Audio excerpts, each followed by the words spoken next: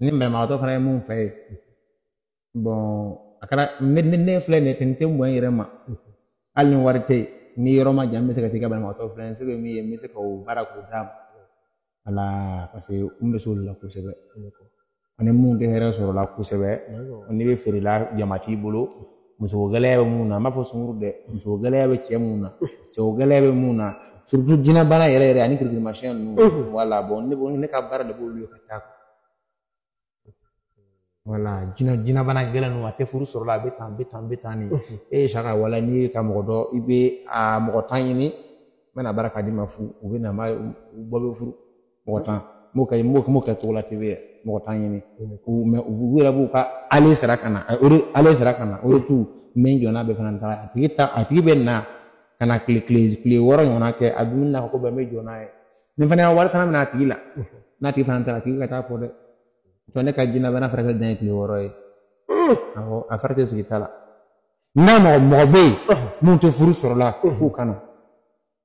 wala mɔgɔ tan dɔrɔn pe n'a tɛmɛr'o kan n bɛna o wari minɛ to la dɛ parce que ne fana ni balo fana b'a la lolo fana wɛrɛ min ɲimi i y'a faamu ani koloci ninnu bana furakɛ ninnu ni garisigɛ ko ninnu caman ani n bɛ jama fɛ mɔgɔ ka bɔ ka taa e ma ye na hali dansɔgɔli ko o yɔrɔ la ni mɔgɔ min tun ye lasɔrɔ sisan waa kɛ cogoya di bon i b'a numéro bila u fana bɛna kɛ ta ka weleliw ye ko foli lo balo fana t'o fɛ o mɔgɔ fana kan ka numéro ta ka bila groupe kan non tan tɛ ne bolo karamɔgɔ tiɲɛ na n bɛ lɔgɔfɛtigi ye n bɛ butigitigi ye tiɲɛ na gɛlɛya bɛ n na n na yɔrɔ tɛ marise la n bɛna fɔ ka bɛn kɛ n bɛ se k'i dɛmɛ mais e bɛ lakota dugu jumɛn na i b'a décrit ni mɔgɔ bɛ se ka n'i sera lakota i b'a fɔ ko sandaragari la i bɛ taa fɔ k'i bɛ taa kpa la ko dugu tɔgɔ ka gɛlɛn dɔɔnin voilà mais n'i bɛ na i bɛ n wele n bɛ se k'a ɲɛf'i ɲɛna cogo min na a tɔgɔ ka gɛlɛn hali a tɔgɔ fɔli bɛ ne sɛgɛn dɔɔnin a ka gɛlɛn dɔɔnin quoi voilà ko kpa la ko voilà mais n'i kɔni sera lakota dɔrɔn n'i bɛ nana yan i kɔni bɛ na ne ye hali mɛ mɔgɔ bila k'i kunbɛn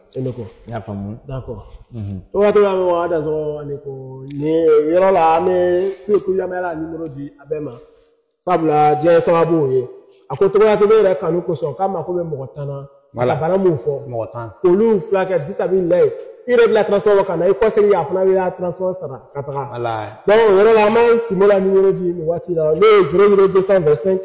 07 06 95 30 87 ale kɔni bɛ whatsapp o ye whatsapp ye numéro filanan o bɛ yen o ye 00225 07 07 66 62 76 ni ka wele min na i b'a lasɔrɔ whatsapp le ye numéro fɔlɔ ye mɔgɔ bɛ n kɔfɛ min b'a décrocher quoi parce que ale bɛ fixe de 07 nin n'i y'a wele ni muso y'a décrocher kana dimi voilà parce que dɔw bɛ n wele ka sɔrɔ n équipé don n b'a fɔ n ko olu kɔnɔ denmisɛnninw b'a décrocher olu dun bɛ musomaninw ye voilà